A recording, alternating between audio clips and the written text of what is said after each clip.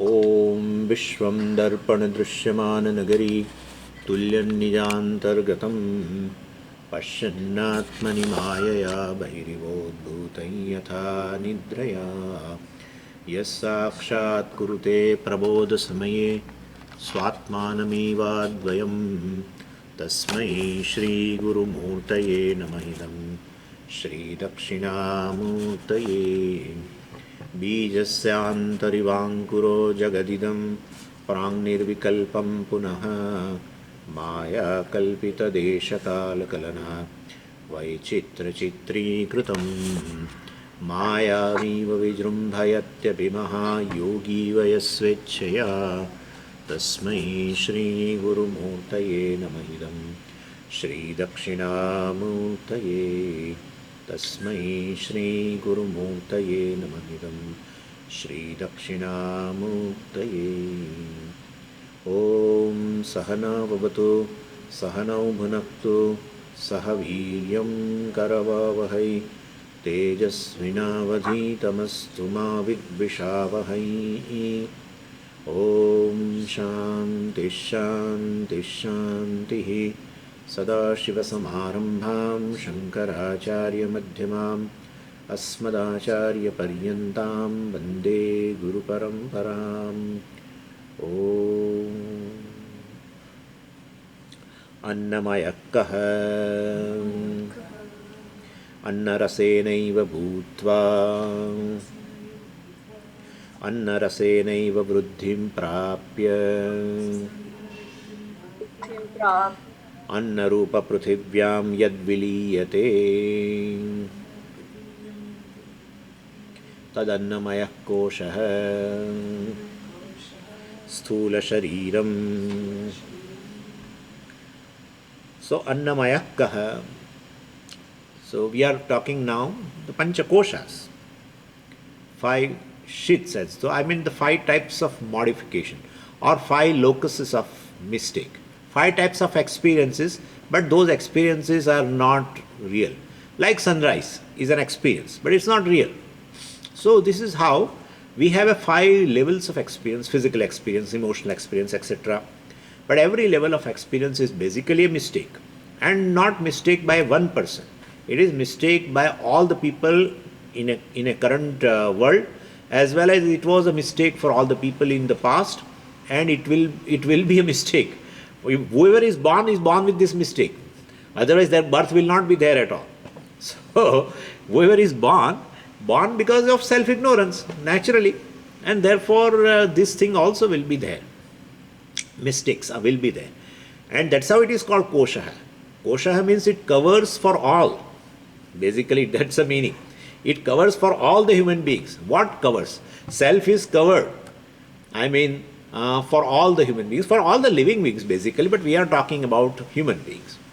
Self, nature of the self is also covered by this different levels of experience, and so it is why it is called uniformly it is definitely covered, and so it is called kosha. So the first is annamaya. What is eaten is annam, adyate iti annam, and annam here it has been told here anna rasenaiva bhutva. So the essential form of this annam, which is eaten by the parents, will become the cause for the child to be conceived, etc. So anna rasenaiva bhutva, having come, and then so naturally, because the seed of, I mean a male seed and female seed, both the parents are required, and they have that seed because of they have eaten the food. From that food the essence was in the form of a seed, and then this seed by unification, etc. Well, so this is how a birth of a child takes place. But that's how before that it was a embryo in a woman, in a mother's womb. Then annarasenaiva vruddhim prapya. Even in the womb, when she conceives, after that it grows slowly because of the food she eats. So the food does not become the body. The food does not become body. We have already seen that the essence of the food becomes the body, right? But food becomes body means it is, we will be all, I mean, heavyweight champions. So So that will not be the case. So anna rasenaiva vruddhim prapya. After conception, the food the mother eats nourishes the fetus. It grows and it is born. And once it is born, it continues to grow. By what? Same. Anna rasenaiva vruddhim prapya. And then anna rupa pruthivyam yad viliyate. Anna rupa pruthivyam yad viliyate. So anna rasa means essence, I have told you. So because whatever you eat, actually Chandogya describes varieties of the things. If you are interested, you can refer to Chandogya. I think in the 6th chapter, mostly. All this, whatever food you eat, out of that the gross part, then the subtle part, etc. From subtle part, what is formed? From gross part, what is formed? Gross is thrown out. But from subtle part also, they say this is formed, that is formed, etc.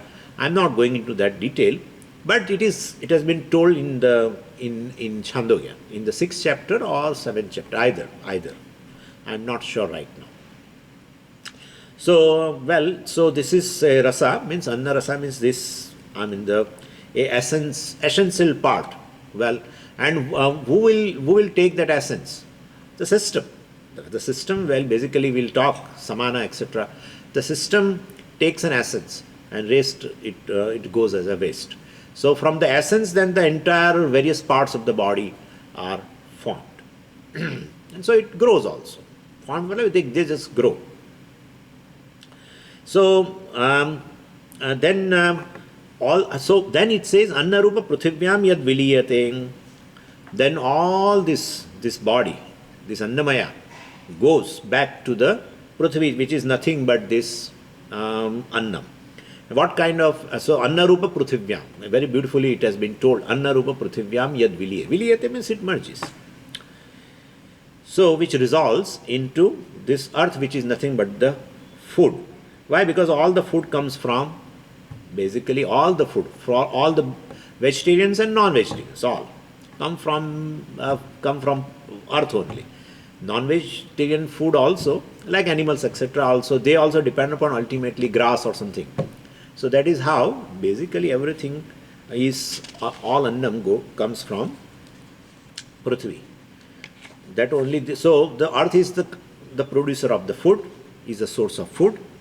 And so in that this body, the 5 elements will resolve. Basically the gross part. Here the gross part is resolved into earth. Because the water, etc., this form, they merges with the water. Water means, basically if it is suppose a body is burnt, then definitely that water, Urmilaji is finding some difficulty. So she could not join. Anyway, so the water becomes vapor. Then it ultimately condenses. That's a different matter. And the Vayu part will definitely, it has already gone. And still whatever Vayu is left over, it also merges with the Vayu. So as such we say 5 basic elements merges into earth. But this is how we have to see.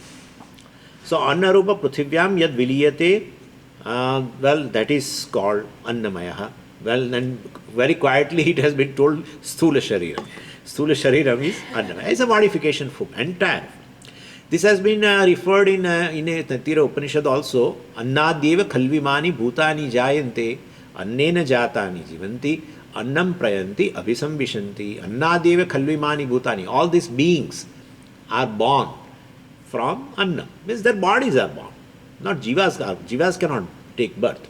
Jiva has entered. And Jiva also has not entered, frankly speaking. Parmeshwara enters. But Parmeshwara enters with the ignorance. Self-ignorance. And so he behaves like a jiva. He need not. He should drop it, but he doesn't drop. So that is how moksha is considered as, by the way, moksha is not considered as something to be gained. Moksha is considered something to be dropped.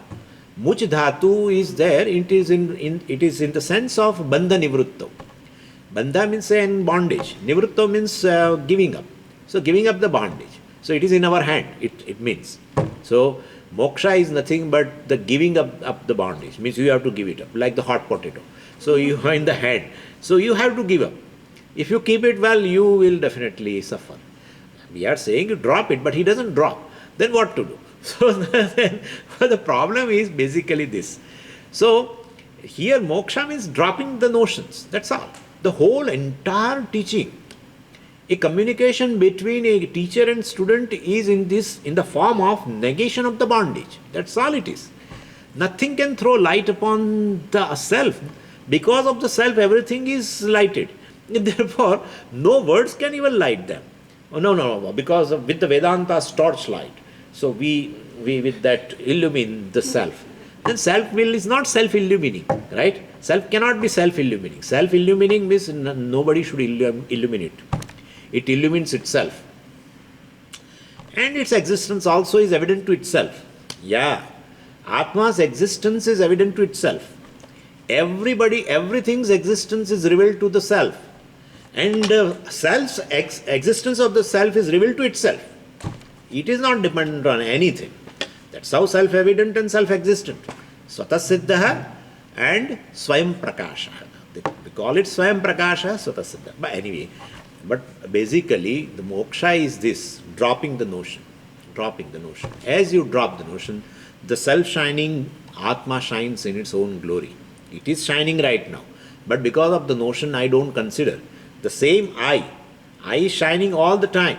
Even you write anything about yourself, you carry any notion about yourself. The self-shining is self-shining all the time. In fact, all the notion shines in the self, in the shining, in the light of the self. Everything shines on. Anyway, so this is how we have to consider here. So Annamaya means basically a sthula sharira. Now we'll have to see why it has been called kosha, why it has been called a physical body, etc., etc. And why you are saying Annamaya, why you are not saying physical body from the beginning, why are you introducing new words? If you introduce the new words, then the confusion will arise. Just stick on to one word. But don't use many words. Some people have a habit of using so many synonyms, and ultimately the shrota, the hearer, won't get anything because he keeps on telling the synonymous words. There are some teachers who have this habit. Use one word. So you are telling quietly sthula shariram. Then why you are saying Annamaya, like that? So that's a. But before that, the question is why it is kosha. And I have, of course, answered it is kosha only because it's a locus for committing a mistake. You have a physical experience. What kind of a physical experience? I am human being. That's your experience. It's a physical experience, right? And I am this and I am that, etc., etc. I am black, white, so many things. I am male, female, etc.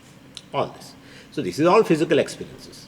And so those physical experiences are mistakes. That's all. That is how it is. And mistakes for all.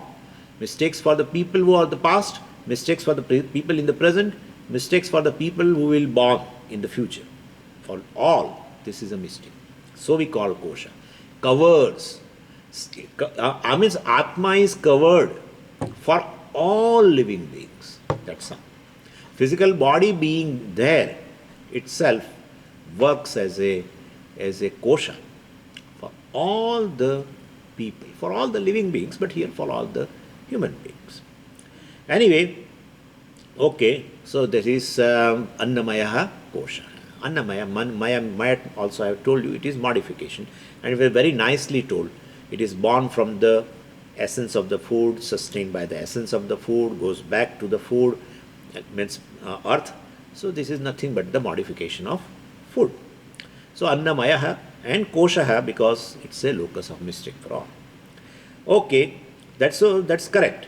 But then Atma is not Annamaya. Ultimately you have that idea to tell. Yeah. But why you have to tell like this? Why? Where is the necessity? Atma is Annamaya? No, it is not. Then why you are, if it is not Annamaya, why you are saying, why do you bring in Annamaya at all? You say directly Atma. You are saying this. If you want to define Atma, you are saying that Annamaya is not Atma, or Atma is not Annamaya. That's better. Atma is not Annamaya. Why you should tell that? Atma is not Annamaya, then why should you tell that? You tell Atma is this. There is no need of negation. Like, if I ask you, what is elephant? Then you say elephant is not horse, elephant is not a ant, elephant is not. Why you have to do all this? No need of negation. Tell just in simple language that elephant is a very, very huge animal, this. That's sufficient. This not, why you are saying?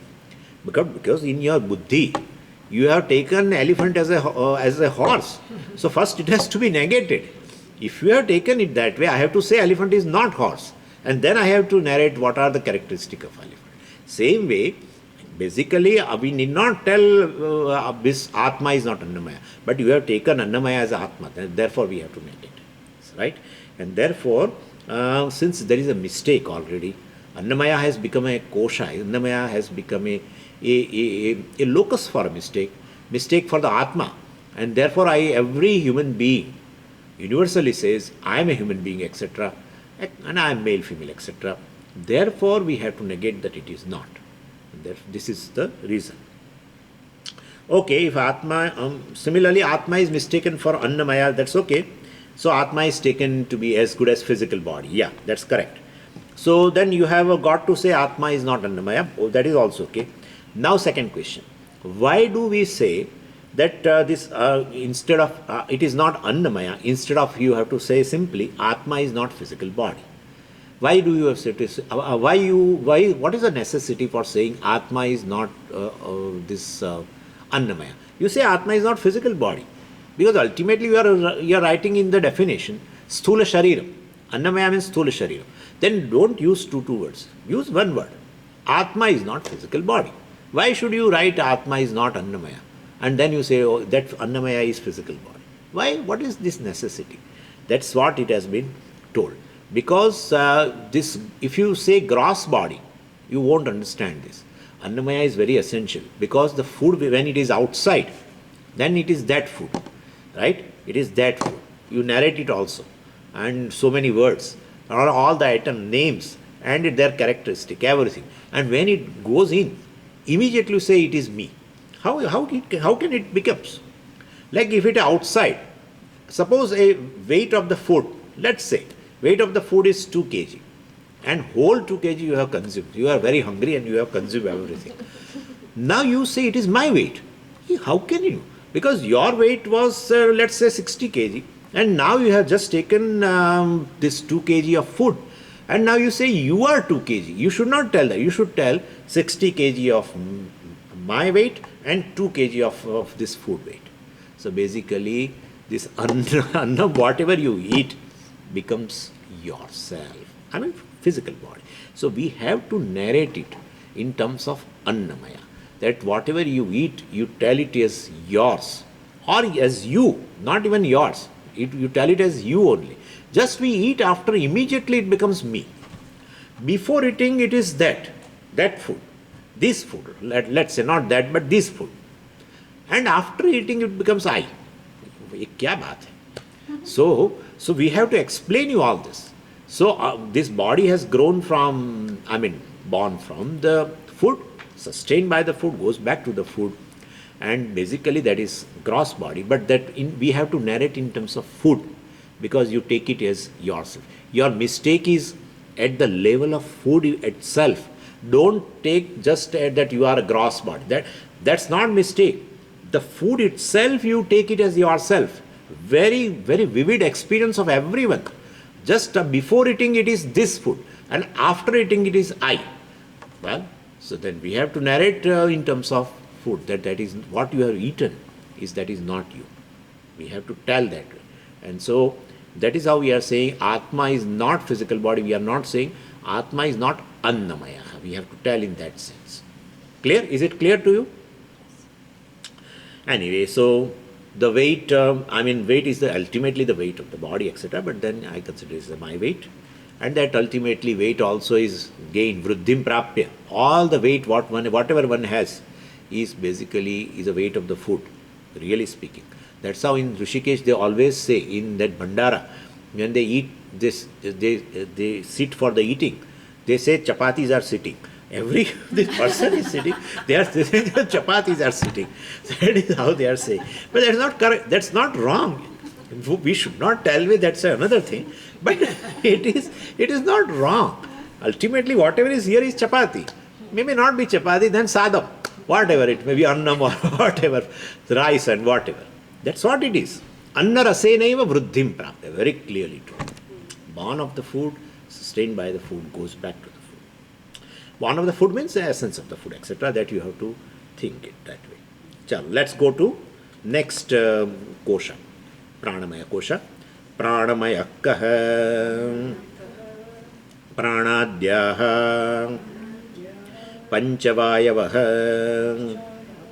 Vagadindriya panchakam. Pranamaya kosha.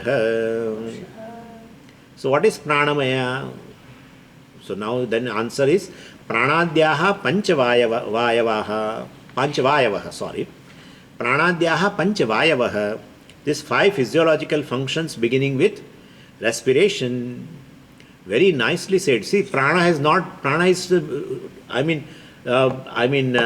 prana they have used the word vayu. They are not using any other word, but this pranadhyaha panchavayavaha. And vayu means this physiological function. So 5 physiological function, but begins with what? Pranadi. Begins with the respiration. Adi means beginning. Beginning with the respiration.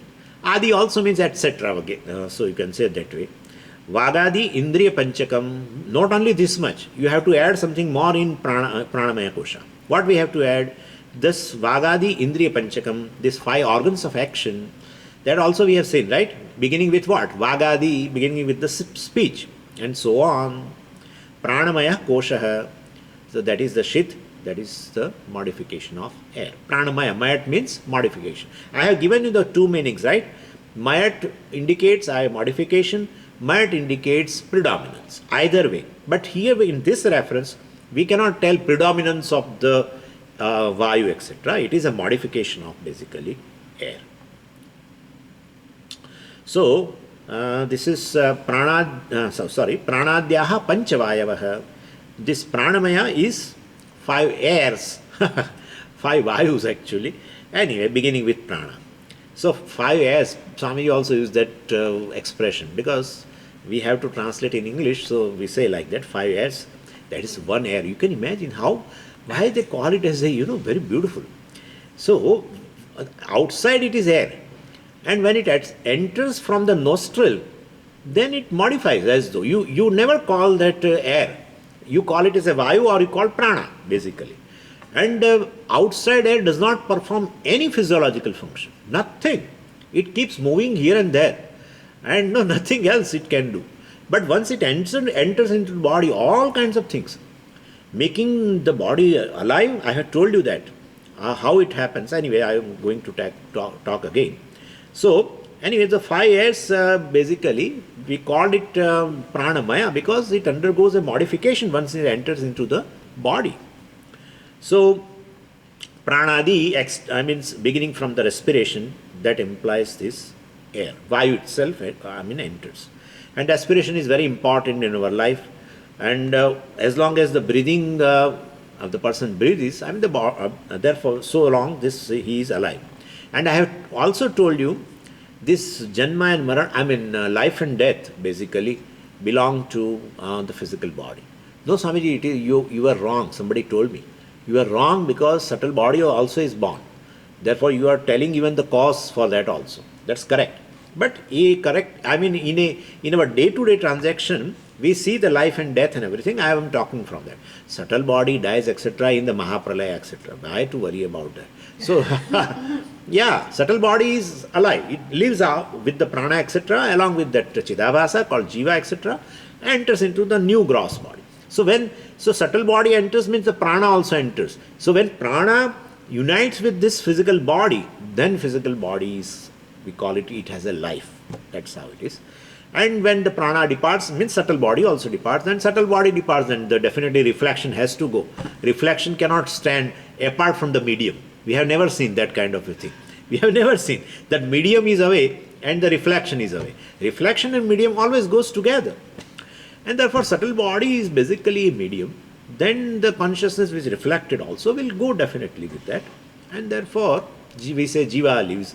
We say prana has, sometimes people use different expressions. Pranas have gone, etc. Anyway, ultimately, the life is nothing but the association of a prana. that respiration, etc., that prana with this physical body. That's a life. And when it leaves, prana leaves, this prana means this our vayu, the respiration leaves, we say it is death. I mean, the Atma has nothing to do with this life and death, really speaking. Nothing to do with life and death. Life and death is totally centered on the gross body. So beautiful, right? Otherwise, because I am living and I will be dead, and so what an amount of confusions we have. Nothing. I am merely a sakshi of life and death. So life means also you have to consider janma also, definitely. Otherwise, how a person has a life? So definitely from janma, it has a life, definitely. Janma means wherever even in form of fetus, etc. also, as they conceive. And from where, I don't know at which month the prana enters, etc. I'm not having much idea about it. But then, so ultimately fetus has a definitely prana, and then it comes out also. We call it as a janma. So I feel that asti, the conception itself when the fetus occurs, and that's the first vikara we have seen, and then jayate asti, etc. we have seen that also. Anyway, so the respiration is a main function and necessary for keeping the body alive, and then other functions, physiological functions, other four functions are later. First is this a life. I mean, first is a respiration and then other functions. So that's how they have a begin with the prana, and then apana, vyana, udana, samana, etc. will come later. And so some other activities also, whatever are there, circulation and other things, udgirna karanam, etc., vomiting. So all this, we'll see that. But so all these functions come later, and they are also called prana because they begin with the prana. So pancha prana they call. So pancha pranaha. Why you call pranaha? You call prana, apana, vyana, udana, samana, you speak like that. Why are you saying pancha prana? Because of the prana, the respiration, other functions are possible. So we call also them as a prana. So how many things they are narrated here. So that is our model. Maybe Ayurveda has a different model. I think it has a different model. Our Swami was telling me. And I think I also agree with that. There are some other pranas also. They are called some Gauna pranas. These are Mukhya pranas. Then Gauna pranas are there, and there are names also, Dhananjaya, etc. Names are there. They are also in various parts of the body functioning. And sometimes they leave later. This Pancha prana goes along with the subtle body. Those pranas sometimes they remain in the body even after the death, and that is why they say the nail grows off a dead body, and then the beard also sometimes grows, etc. So that is possible. Anyway, so this is our model of a pancha prana. And also Pujya Swamiji says, I also come across for the first time all the glandular activities also we consider along with these pranas. It has to be included in the pranamaya kosha. And glands we know very well. I think they generate certain hormones, etc.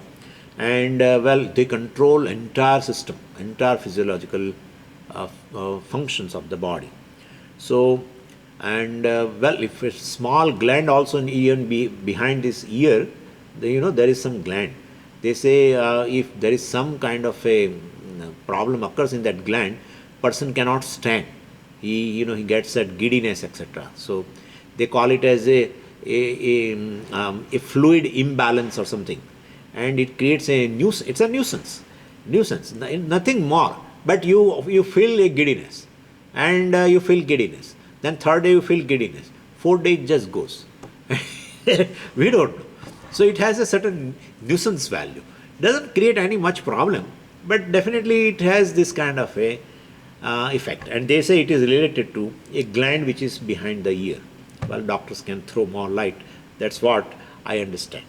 Anyway, now this is our model for the physiological functions with respect to pranas. Then other model is they call marmasthana, and which regulate bodily functions. That's another model. So if they press those points called marmasthana, the person will get tremendous pain. I have seen Pujya Swamiji also. This particular system is very popular in Kerala, acupuncture and acupressure.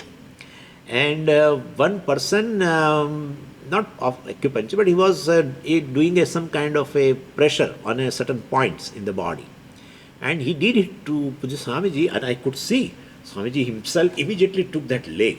But at a particular point, when they press, you sometimes get a lot of pain also. That indicates that there is some kind of a malfunction. That also indicates that. Anyway, so marmasthanas are also there, and with that help of that model also, these functions, physiological functions can be explained. So acupuncture and acupressure both are included in this marma vidya. They call it knowledge pertaining to certain points which regulate the bodily functions. Now in our model, this Shastra talks about this Pancha Prana, fivefold functions, physiological functions, and they control entire physiological activity. Now, also we'll go now in detail of each one. The prana, of course, basically does a job of a respiration. Apana does a job of evacuation. Vyana does a job of a circulation. And circulation means, Swamiji says, you have to include this heart and whole circulatory system should be included in Vyana. Vyana itself, the V indicates this kind of a thing, the circulation. Then Samana.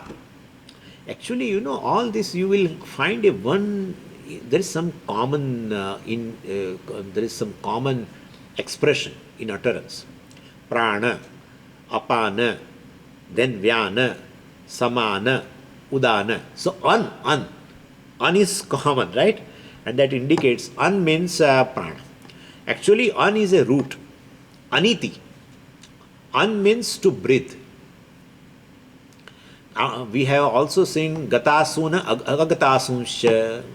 If you remember in verse 11 of the Bhagavad Gita, gata asun and agatasun, etc. Asu also is a prana, and of course the an root indicates means to breathe. Aniti, that I think it's a root in second conjugation, if I'm telling you correctly.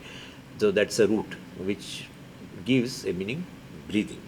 So prana, apana, vyana, udana. So ultimately all related to this, ultimately based on a respiration, and then other function can start. If respiration is not there, then person is dead. Then where is the question of digestion and circulation, etc. And therefore, anyway, so vyana, and then all arteries, also veins are also, we have to include that. Heart, we have to include that. Whole circulatory system, we have to include that. And perhaps our nadis also should be included that, because for nadis generally various opinions are there. Therefore translation of a nadi, we used to do it as a nadi, because we are not sure what Shastra refers to as a nadi. But in Chandogya, for nadi it has been told like this, that this nadi is filled with the red colored juice, and this nadi is filled with the blue colored juice, and like that. It has been description of that kind of a thing. So then those definitely nadi is not pertaining to blood vessels, because the blood vessel cannot have different kinds of colors, maybe red or dark red, etc. But so there must be I think some juices or some essence of the food which has been circulated throughout the system. That should we have to, I think we should consider that way. There are certain, other than the blood vessels, there are what they call, which type of, if I remember I will tell you in English, but so they are called basically as a nadi. That's big research going on. There are people who are behind that. What is the nadi? And there are nadi vaidyas also, you know very well, right? There are nadi vaidyas in India. They will just put their thumb, and they could tell everything about this, your physiology, everything, what kind of a doshas you have, whether you have excess acid or excess vayu or whatever. Anyway, then samana is a digestion, definitely, and we have to digest and assimilate what is necessary for the body. So everything, whatever is eaten, is converted into a kil, they call kil. Means, you know, there are digestive juices, enzymes, etc. in the stomach. Whatever you eat, they convert them into a form. So then, from which a essence or the nourishment or the nutrients will be absorbed. whatever we eat, there are nutrients, but then it has to be converted into some form through which these nutrients can be absorbed. That's called kill, I think, Chyle. And and then of course from the and that particular form has been pushed into a metabolic structure, intestines, etc. also, and then it is converted to energy. So this process entire we have to consider as a samana, means starting from the liver, because from liver also many things goes, liver and pancreas and stomach, and also we have to take into account intestines. I mean, part of intestine. Part of the intestine will be connected with the apana, because certain waste also goes through that. So part of it. So Puja Swamiji doesn't mention, but we know that part of the intestine helps for the absorption also, and so we should take it into samana. Anyway, and the last one is udana, means udgirna karanam. It's just a reverse function of apana. That's all. What apana does? Apana and udana are just reverse. Apana pushes the our all the waste, whatever liquid and solid, every waste pushes either through kidney or either through anus, etc. Well, and udana does the same thing with the mouth.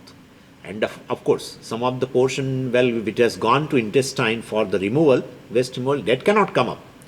But definitely, this udana also helps in removing waste. Basically, it does that.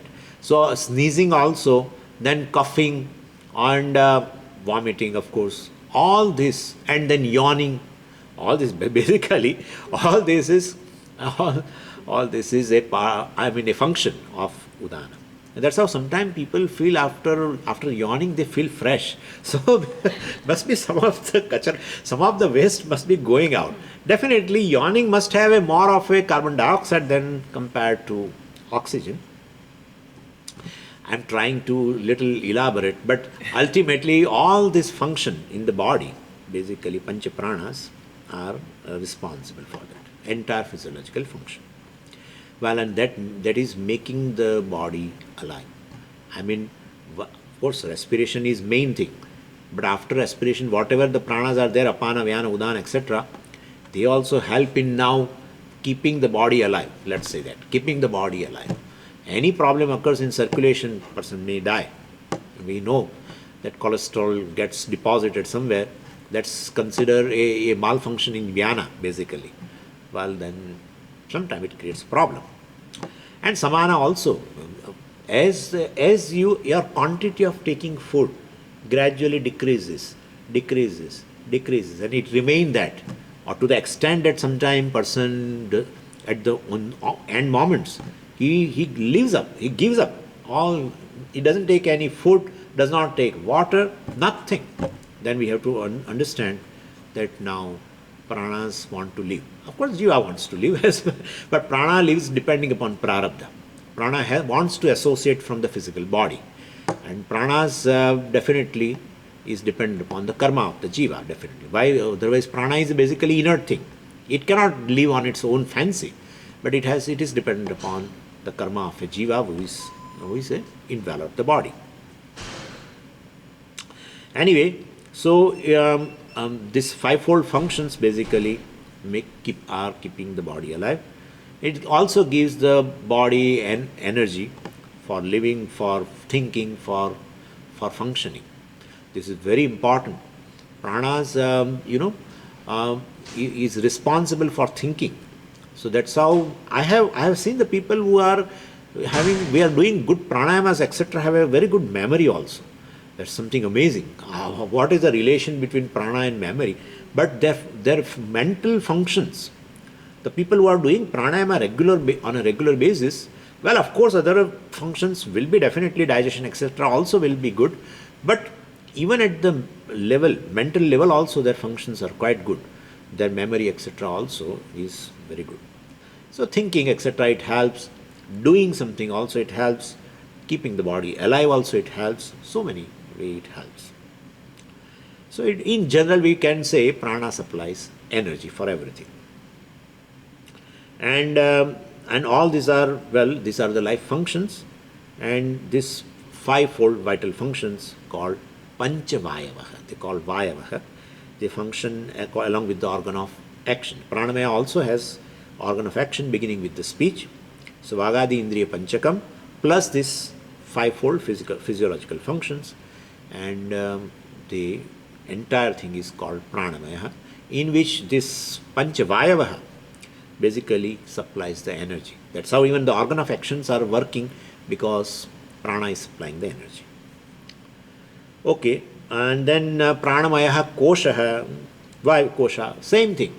What we have told before, same thing we have to tell here, because Atma is taken as a Pranamaya by all, one and all, and therefore it's a locus of a mistake, and therefore I am hungry, I am thirsty, I am ill. All these are experiences. Yeah, they are experiences. They are mistakes. That's all. They are mistakes. Hunger is a mistake? No. I am hungry is a mistake. That's all. Illness is not a mistake. I am ill is a mistake. So, thirst is not a mistake. I am thirsty is a mistake. Purely a notion. Hunger, thirst is not a notion. That's a function. It has a reality in terms of a transactional reality, but it has a certain reality. But I am hungry, etc. is a notion, basically. Because I and prana, I and hunger cannot go together. I and hunger cannot go together. I is a conscious entity, and hunger is not a conscious entity, right? It is inert. It's part of the prana, and therefore inert and conscious things cannot go together. If they go together, that's your notion that they go together. That's a notion. So basically, that ahankara is a notion. The parent of all this is basically that ahankara, atma anatma mixing. That itself is not there. How can they are mixed? And as such they are not mixed because they are of a different reality. The things of a different reality cannot be mixed. I have given you several times the example also, like the sugar you have seen in the dream. You cannot mix it right now for making a tea, etc. You cannot do that. In a waking state, you are making a tea, and you don't have a sugar. But you said, I have seen a sugar dibba in my home, in the dream. So you are searching everywhere in this waking state. You are not going to do that. And another example, a very common example is a waking state boy and a dream girl can never marry. So they never mix up. Never. And therefore, this anatma is just a purely notion. It's all, basically, it is non-separate from the atma. It is just an appearance of the atma, and therefore atma and anatma can never mix. If otherwise atma anatma of the same reality, we have to admit that yes, they are mixed together and we have to separate it. Like a fire and iron, they are mixed. Really, it looks they are mixed together. So they, instead of two, now you are seeing one fireball, but here it is not possible. So even they are mixed is just a purely notion. Dropping the notion is moksha. Atma is atma and anatma is anatma. That's a discriminative inquiry. And with that help of this discriminative inquiry, while you say you claim yourself as atma, other than everything is other than you is mithya anatma. So anyway, so atma is taken as a pranamaya, and definitely we call it. Therefore, we call it as a, even though that's your experience, I am hungry, etc. Well, that's a mistake. And then with reference to karmendriya also we can take, because karmendriyas are included, right? Organs of actions are included. So at that level also, whatever experiences are there, we have to tell them as a mistake. And so I am lame, etc. or I am mute. Well, that also with respect to karmendriyas. So therefore, that is also equally mistake. That's equally mistake. And it can be proved in many ways. I am mute right now in the waking state. In dream I may be speaking also. Yeah, in dream I may be talking. And long phone calls also in dream. Long phone calls. Yeah, then you suddenly get up because you are seeing a thief and your phone gets dropped. You are seeing that way, suppose in a dream. Definitely. Then when you wake up, you find yourself mute. So that is how. Anyway, what I am saying is so much mithya. It's all notional things. And if notions are notions, if they don't bother us, no problem. We can go with the notions. We have so many notions regarding the world, and we are living with the notions, and we die also with that notions. Not all things are corrected, but still, no, they don't bother us. But this notions bother us because they are centered on the self, and well, self is just you, and therefore these notions haunt the person. That's a big thing. And therefore, these five organs of action and the five pranas together is pranamaya kosha. Then manomaya kosha, manomaya. Let's just read, and then I think we can cover it. Then I will give you meditation also. Let's read this also. Manomaya kaha manascha jnanendriya panchakam militva yo bhavati samanomaya kosha. Manomaya kaha. What is manomaya kosha? What is modification of the mind? Manaha, manascha, right? So manaha cha. Manaha means the mind. Cha means hand. Jnanendriya panchakam. So mind and five organs of perception. Militva, together. Yaha bhavati. Yaha bhavati. That which is all together. Together means together with the mind and five organs of perception. So the mind and the five organs of perception together is manomaya. That's how we have to write it down. And manomaya means what? It's a modification of the mind. Modification means a change all the time. Simple understanding of a modification means change. It's a constant change. Constant change. Pranamaya, constant change. Annamaya, constant change. Physical body, constant change. Modification is this. Change. That's all. The difference between Atma and Anatma, the difference between Atma and these five sheaths is this. One keeps changing. One is witness, and it never changes. Right? We have seen also Atma is changeless. We have seen before. In Bhagavad Gita, we have already seen that. That proves many things regarding Atma. Proves many things. Whatever change occurs at the level of attributes. Right? See, you can say this is a clip, right? Now, perhaps after 1 year or something, you will find some change in this. In terms of, the color might have been fade away or something. So, immediately when I said there is a change, yeah, Swamiji, there is a change. Earlier it was a dark color, Swamiji. Now it is a little light color. So, you have referred immediately to the attribute of the clip. So, generally you come to know, you find a change in attributes. Always. A change is always noticed in terms of attributes. So the one which does not undergo any change will not have any attributes. Therefore Atma is considered nirguna. Atma is nirguna. Free from all the attributes, and therefore free from all the change also. Any kind of change. Anyway, so here now manomaya kaha. The manomaya is these five sense organs together, sense organs of perception and mind together. So it includes mind because without it the senses do not function. Both should be taken together. Only senses cannot bring a data for perception. Mind has to be there along with.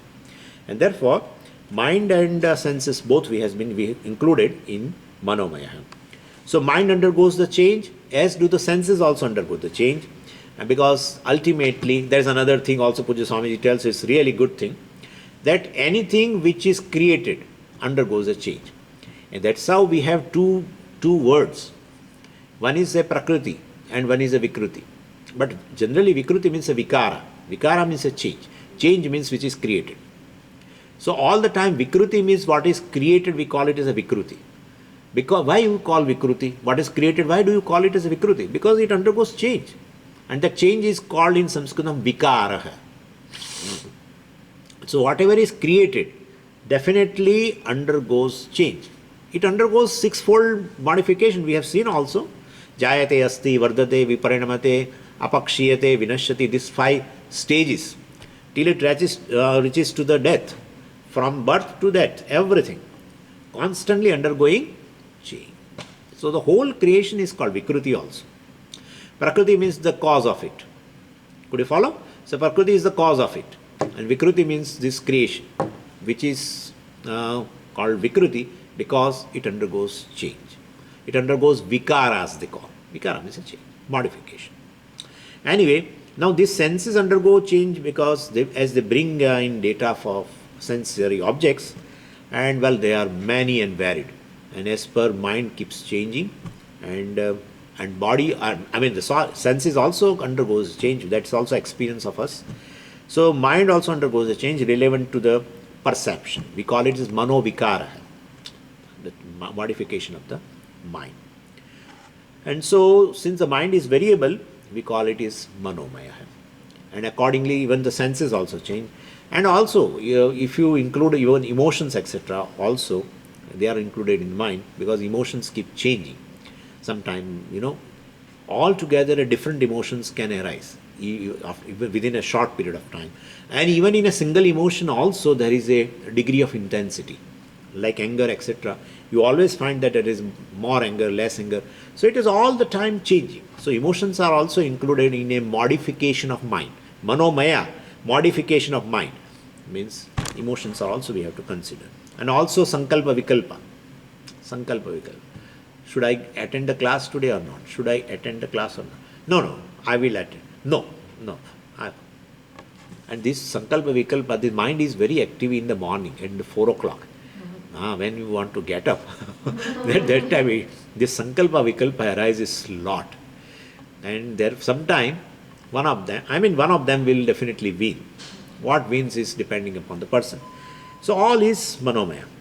And Puja Swamiji writes recollection also is included. We have to consider recollection means what is collected appears again. That's a recollection. And that we call it as a pratyabhignya. Well, that is should be included here. Pratyabhignya means, you recognize, that he is the same. Right. You meet somebody, pratyabhignya is a very beautiful thing. See, pratyabhignya includes two things. Pratyaksha plus smruti becomes pratyabhignya. This is a very beautiful thing. In Vedanta, we have to understand this concept of pratyabhignya. All our goes by pratyabhignya. Even Dakshinamurti Stotram, they have used the word pratyabhignya. Pratyabhignya means pratyaksha plus memory, smruti. So, smruti, you have a lot of smruti, lot of things in memory. But depending upon pratyaksha, a particular portion arises, right? Oh, he is the same person which I met before 10 years. This is called pratyabhignya, recollection. You have collected, that's a smruti. Collection is a smruti. From there, based on a pratyaksha, a particular portion arises. That's called pratyabhignya. Very beautiful thing, recollection. That's how we are recognizing a people. Otherwise, every day we'll have to ask, who are you? To each other. But you recognize. Because that person you have experienced. And now it has become a part of your collection, memory. And next day you see, pratyaksha. Then, and that the same from the memory, that portion arises. And so that's called recollection. And what is the expression of recollection? Oh, you are the same which I met you yesterday. So that kind, you need not say, but that's your thought is telling. He is the same which I met yesterday. So that's how you are able to recognize the people. Recognition also, recognize the people because of this. Anyway, that should be included in Manomaya, it has been told. And why it is Kosha? Because I will talk between Manomaya and Vijnanmaya. There is a difference, but let's go to Vijnanmaya tomorrow, then I will, day after tomorrow. Then I will tell you the difference. There is a difference between the two. And why it is called Kosha? Because it is a mistaken for Atma. And it's very simple. Definitely, Manomaya, our all emotions are not emotions. I am emotional person. That's how you say. I am emotional. I am angry. I am this, I am that, etc. It's a mistake. Experience of anger, but it's a mistake. Mistake because you take it as a self. Emotion is taken as a self. That's a mistake. That's called Manomaya. Kosha. And one has to transcend that. Swamiji says, means it's understanding. Transcending means nothing occurs. Transcending means you have to understand that you are not Manomaya. That is a transcendence of the Manomaya. That's all it means. By negation. Neti, neti is our bread and butter. First neti is bread, other neti is butter. And with that, Vedanta lives a life. Neti, neti. The great thing is neti, neti. Just sit in the chair, take a cup of coffee, again and again I remind you, and do neti, neti. Wonderful thing. That's a moksha. Believe me, that's a moksha. Nivrutti. Nivrutti means a nisheda. Nisheda of what? Bandha nivrutti. Nisheda of this kind of a bondage. These mistakes. That's a bondage. There is no other bondage. There is a reality in all of this. There is a reality in hunger. There is a reality in thirst. There is a reality in anger, etc. All these emotions are real. But I am angry. Well, that's not correct. That's not correct. That becomes bondage. Anger is not a bondage. Please understand. Anger is not a bondage. I am angry is a bondage. That's a bondage. That is how we have to understand. Hunger is not a bondage. If hunger is a bondage, it's a defect in a creation. Believe me. If hunger is a bondage, then we have to bandha nivrutto. You have to be free from the hunger. Why? It's a part of the Ishvara's creation. It's a part of Ishvara's creation. He has created the body, then it has to sustain, then hunger has to be there. If hunger is not there, you are not going to eat the food, then how will you sustain the body? How will you sustain the body?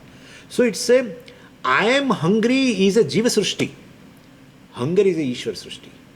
I am thirsty is a Jiva Srushti. Thirst is a Ishwar Srushti. Anger also becomes a Ishwar Srushti. For whom you know? For a Jnani. I will talk about it when we talk about the Jnanis. I will talk that even anger can occur in Jnani's mind. Can occur. But he could tell that it is Ishwar Srushti. For a Jnani, everything is a Ishwar Srushti. Whatever he does in a transaction, I mean in terms of teaching, in terms of everything, it's just a Ishwar Srushti. So don't think that he is not seeing anything. He's seeing a barren land like a desert or something. He's not, even desert has to be seen. He sees everything. It's a part of Ishwar Srushti. All the name forms he has put together as a Ishvara. That's called Samashti. Anyway, we'll see that tomorrow. Om Purnamadav Purnamidam Purnat Purnamudachyate Purnasya Purnamadaya Purnamevavashishyate Om Shanti Shanti Shanti Harihi Om Shri Gurubhyo Namaha Harihi Om. Now one meditation, short meditation also I will give you.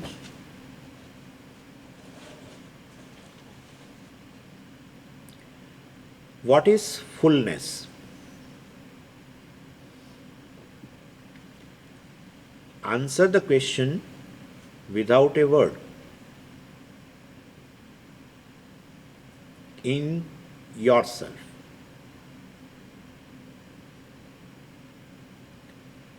What is fullness?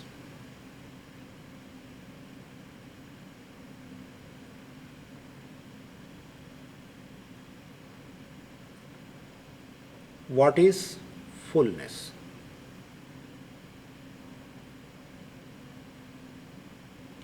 Is there fullness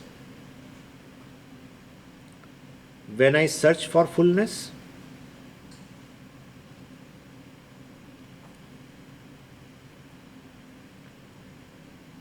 Is there fullness when I lack something?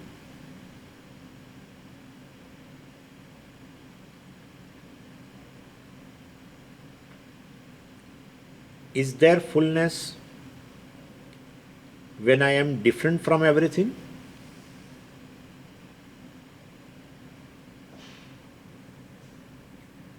Is there fullness when I am unique Atma?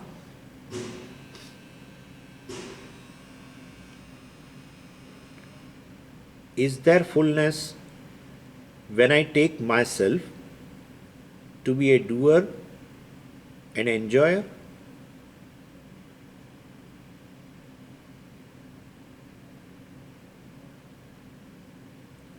Is there fullness if I circumscribe myself by time, by space, by qualities?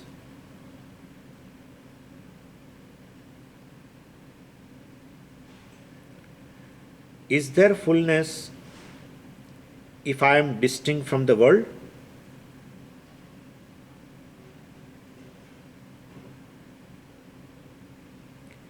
Is there fullness again when I am distinct from the Lord?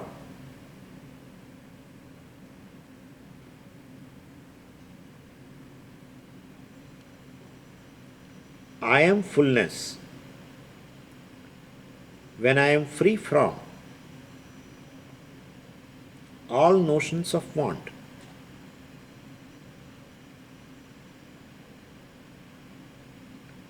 When I am consciousness,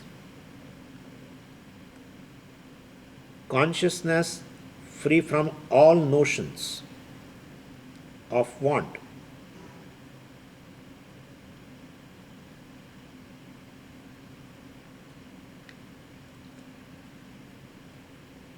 The consciousness in all notions of want.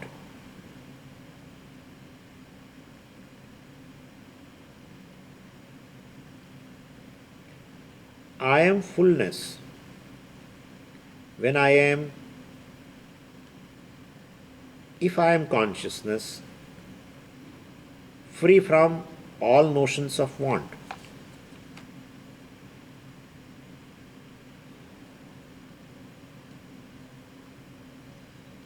The consciousness is fullness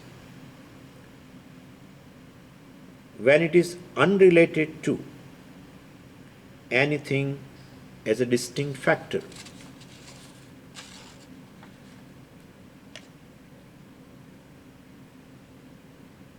In consciousness, the world is. In consciousness, the time is. In consciousness, the space is. In consciousness is the Lord.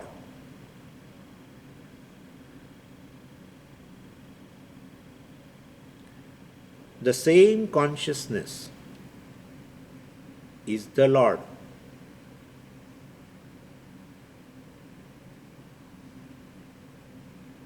In consciousness, there is no doership, there is no enjoyership.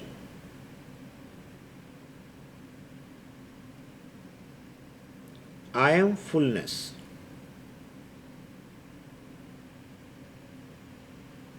Because I am consciousness. See the meaning of this word, consciousness. See the meaning of this word, fullness. Consciousness, fullness. Consciousness, fullness. Purnaha. Purnaha. Fullness. Consciousness. I. Purnaha.